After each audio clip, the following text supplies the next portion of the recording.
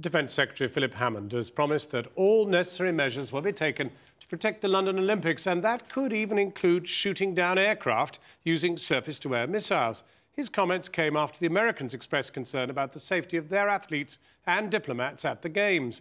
Our reporter Jane Dodge is at the Ministry of Defence now. Well, this really was designed with two audiences in mind, the Americans, but also a domestic audience. Really, for the British to say they have not been caught napping, as the Americans, it was suggested in The Guardian today, were concerned when it came to security at next year's Games. An article in The Guardian was suggesting the Americans were preparing to send over 1,000 of their own security personnel, including 500 FBI agents, because of their concerns about the protection of their diplomats and athletes. But Channel 4 News has also been told by friends of Philip Hammond that there was concern and frustration both within the MOD and the Home Office, that certain officials within the Department for Communities and Local Government and local councils were dragging their feet on this issue, finding the idea of surface-to-air missiles in areas around London unpalatable.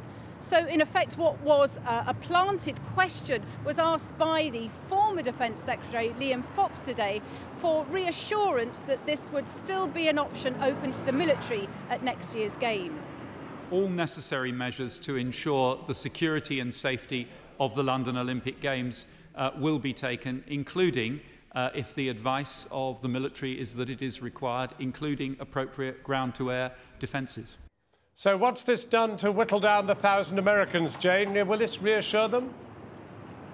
Well, it may well reassure the Americans, John, but it's likely to cause some considerable concern amongst people living in London. One insider told me that these missiles could be on a ship moored in the Thames, or indeed at army bases in and around London.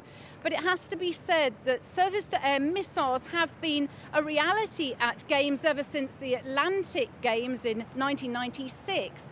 And the Defence Secretary and indeed his predecessor have made it clear that they feel that this is a deterrent for terrorists, but also part and parcel of a necessary and vital security effort called for at next year's Games. Jane Dodge.